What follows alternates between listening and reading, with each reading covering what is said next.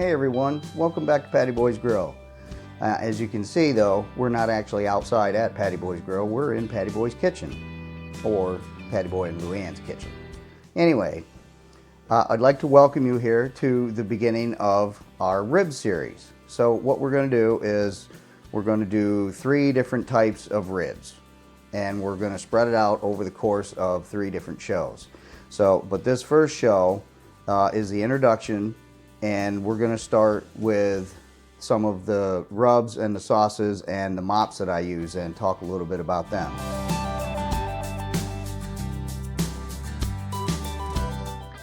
So let's start right at the beginning. I guess the first one would be the rub. So you've heard me talk that I do have some spices that we buy at the store that I use, and have many of them. They're all very good. But I've also said that I do have a couple of my own, and this is one of them. This is the rub that I use for my pork ribs and for my pork butt when we do pulled pork sandwiches and whatnot. This is a very simple rub. I am going to share the recipe for this with you. This rub is not a typical rub like you would see on the barbecue shows on TV. Seems like every single one of those guys, they have all kinds of seasonings and spices, but then they mix it with sugar, both white and or brown.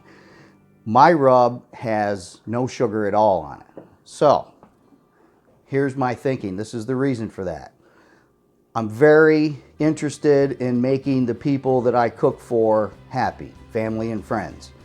Everybody has a different taste palette, all right? Some people like their pork with a sweet barbecue sauce, a sweet flavor to it. Some people prefer the more spicy, bitey, vinegary, or even just spicy hot. But I don't like to add sugar to it because you're already making it sweet, and then if somebody likes the sweet sauce, that makes it even sweeter. And I think it takes away from the flavor of the meat and the flavor of the sauce. So I keep the sweet out of it, and I let them decide what they want. Like I said, you can use this one, you can make up your own, or you can use a store-bought one. If you do some research, there are many different seasonings and sauces for different areas of the United States. North and South Carolina, Texas, Georgia. They all have their different, I think there's one of those areas that even has a vinegary sauce that also has mustard in it. So, do your research. Find what is good for you and your family and your friends. So let's talk a little bit about some of the sauces. As you can see here, we've got some sauces that are store-bought. Now, we don't have any kind of a sponsorship here, okay? These are sauces that we've bought at the store, that we've tried, and that we like. That's it. And then these are some sauces that I've worked on over the years. So if you guys decide to do this, don't forget this, all right? Get yourself a notebook, write down what it is or what you plan on making, and keep notes, okay? Even if it's just a pinch of salt that you add, make sure you write it down, because, and I've done this, I'd hate for you to get all the way to the end and finally get a barbecue sauce that you like, and then, oh man, I forgot how I did that. So don't forget to take your notes. Now, as for these, like I said, these are my own. Some of these I worked on, took me, actually all of them have taken me several years.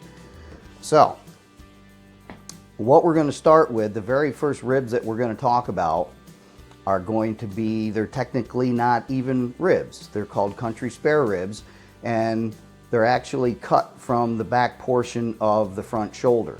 You can get them bone-in or boneless. They have a lot of meat, but they also have a lot of fat. So, this one here, they're being grilled. We're going to grill these. We're not going to barbecue them or smoke them, whichever. I have a sauce that we've used, and this was just many years ago. My wife bought these ribs, and I wanted something different. So I actually came across a sauce that was an apricot jelly, and I'm really not apricot jelly kind of guy. But what I did was I took the whole recipe and made the whole recipe, but I substituted raspberry jelly for the apricot jelly.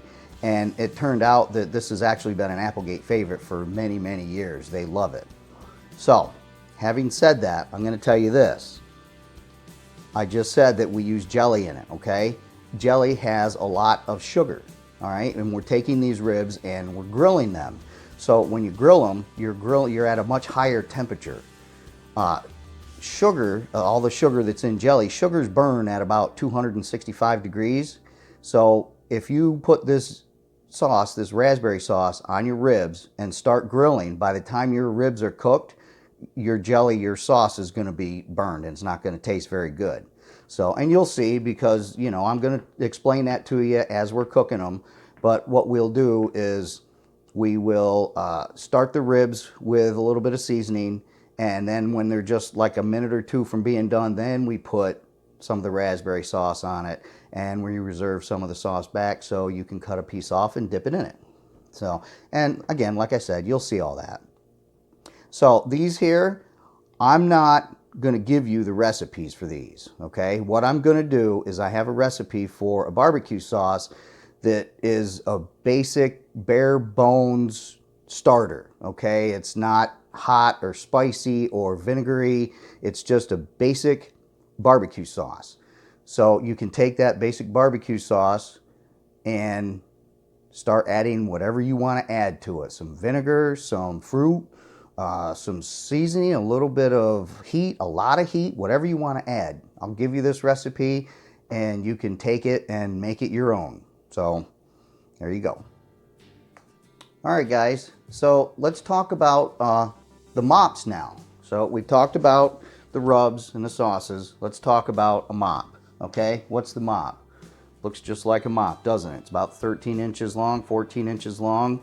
The handle unscrews.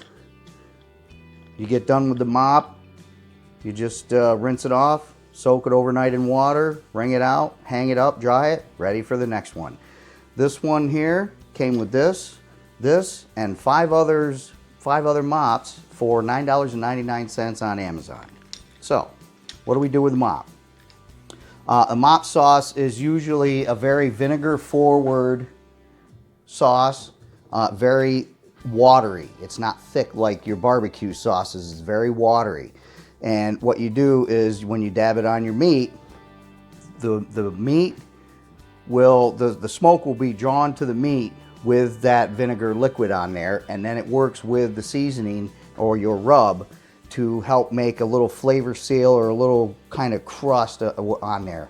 So what you do is prep your meat, put the rub on, get the meat out there on the grill, leave it set for about a half an hour. Give your seasonings enough time to kind of get set into the meat a little bit. And then all you do is you take this, dip it in your vinegar, and just dab it on, okay? Don't brush it, because what happens is if you brush it, you're gonna brush the seasoning right off. Get it nice and wet, dab it. Get it nice and wet, dab it. And you'll see when we're making this. So the second ribs that we're going to do are going to be St. Louis style pork spare ribs, okay? And it's going to be made with the rub and then this mop, and we're going to give you the recipe that I use for this mop sauce. So I wanted to show you guys one last thing, okay? In a past video, I talked about how I'm a Weber guy. I have all nothing but Weber grills, and I showed you several books that I have that are all Weber books. Well, they're not the only books that I have. I also have other cookbooks too. And I'd like to show you guys this one real quick. I'm not going to open up or anything, but this one here, the Big Book of Barbecue, this is mostly Southern cooking. If you open it up, there's actually a map inside of the South from the Carolinas all the way down to Texas. And it's broken down into the different types of meats and sauces and how they do it, and even sides. So you can use this book, find a recipe that you like and use it, find a recipe that you like and turn it into your own, or one of my recipes. So like I said, I have several recipes that I'm going to share with you. So I think we're done here. I hope you guys tune in and check out the 3 rib videos that we got coming up, and I hope you enjoy them. I hope that you'll try them, and I hope that you and your family and your friends enjoy getting outside and grilling. And remember, if you grill it, they will come.